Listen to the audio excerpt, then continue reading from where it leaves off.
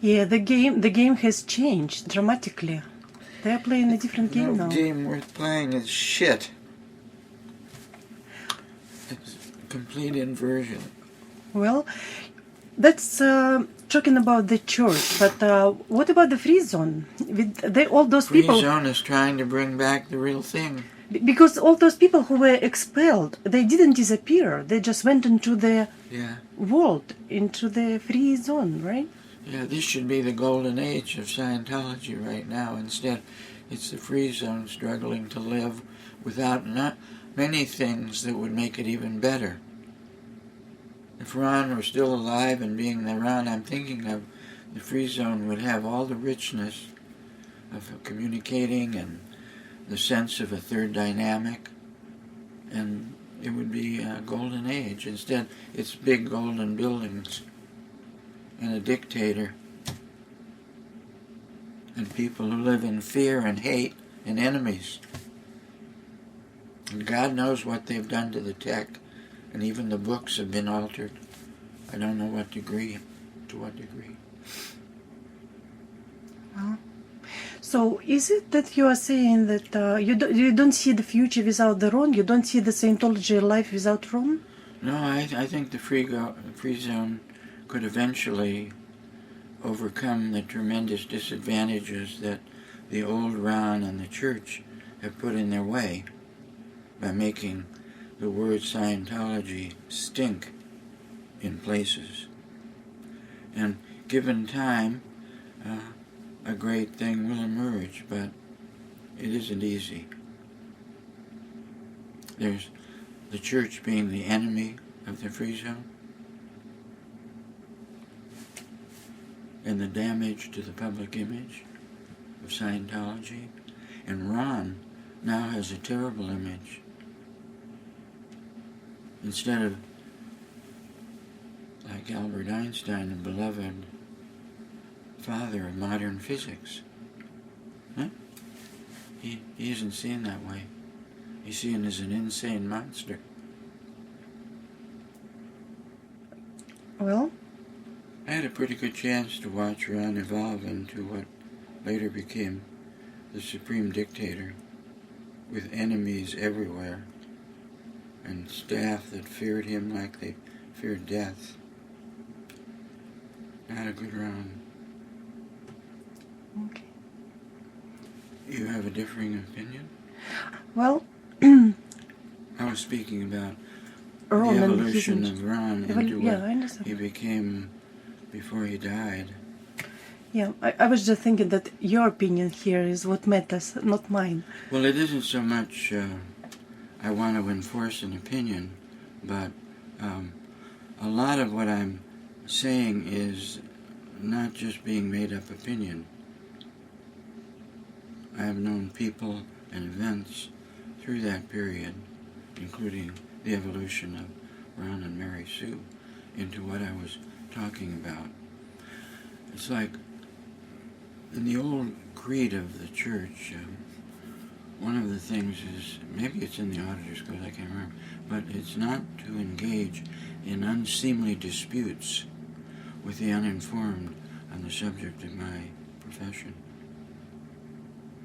So that was my profession for around 30 years, starting with the knowledge of Ron. So in a sense, you could say, well, he's not just giving an opinion.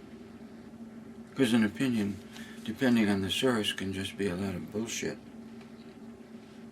or based on partial information, or not very comprehensive or accurate. I truly know what Ron turned himself into, and his wife. Well, I think he had the right to become whatever he wanted to. That was his... That isn't being disputed either. Oh, okay. Just saying what he did become. Okay. Whether he had the right to or not, that's moral code stuff. I'm just talking about what is. Really. Okay. Okay? If you want to talk about any other aspect, separate, discrete, individual things, let me know. I was well, there's a few lines that we can follow. We can talk about the technology and evolution. We can talk about the technology and its evolution, or we can talk about Ron and his evolution, or we can talk about the church and its, I don't even want to use the word evolution, it's maybe degradation would be the proper word. Or we can talk about the development of the free zone. And what I'm trying to say that I see the future. There is only one future for the Scientology, is to be spread around, not through the centralized work, but through the missions as they used to be in the free zone. You're talking to a Div 6 person. Do you know the purpose of Div 6? Go ahead, tell me.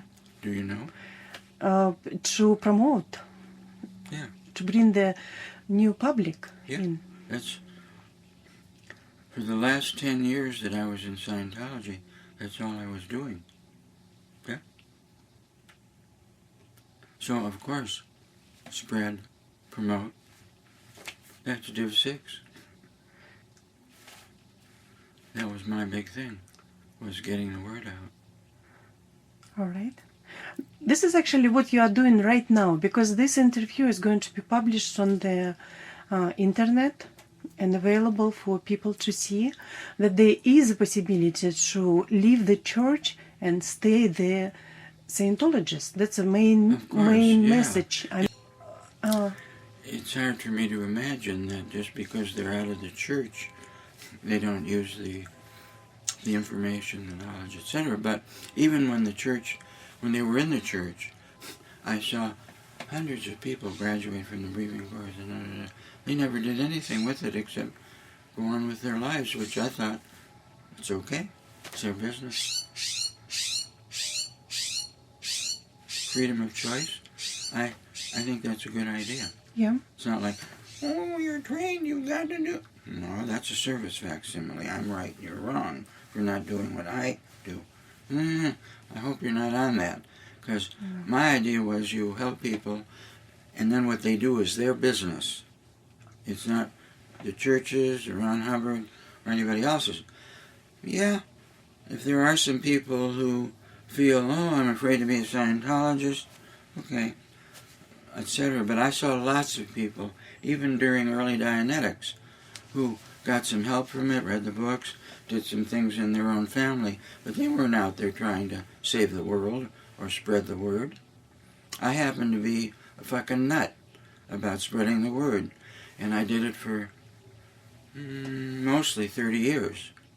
I did some other things too, but when I decided enough was enough, that's enough. Others can do it if they want to, not because they have to. If not another word is ever said on this planet about Scientology or Dianetics, that's okay with me, because those ideas will last forever. They existed long before now, and they will exist in different forms. Ideas have no mass, no motion, and no wavelength. They're eternal. So I have no worry about what happens this year or next. I know where it's going. It's already there. On the other hand, in younger people, I love to see enthusiasm, exhilaration, action, and go for it as long as you're not making me wrong when you do it. I won't be made wrong, but I might be, and it's uncomfortable. Okay. Thank you. You mentioned that you were working here, mission in the Palo Alto. Yeah. Okay, I'm just curious, how do you go about if you want to create the mission, if you want to start it from the scratch and just... Well, if you've had a lot of experience getting things started, it wasn't my first mission. My wife and I started out because we had already some people in the area that were interested in the idea. Then I put on my dog collar and my suit, and my wife and I went to the mayor and the chief of police of every city from South San Francisco to San Jose, and had a meeting with those people to tell them we were here, that we were starting a mission of a church, that I was going to be the minister, and that we wanted to remain in communication with the community and its leaders, and that we were going to do a very good thing, and we hoped that they would. Here was a sheet explaining what we were going to do. So first step was to getting the communication with the people that can cause you the most trouble, and make sure they see you in person as a living, breathing, pretty okay person with children, marriage, all the bullshit. Okay? And then a location with a small number of people, and do some things that show you really help people. And that will lead to all of the expansion you can ever dream of if you keep that idea, not money, foremost. The money will come, enough to do what you're doing. But foremost is, did you help in such a way that the person felt like it?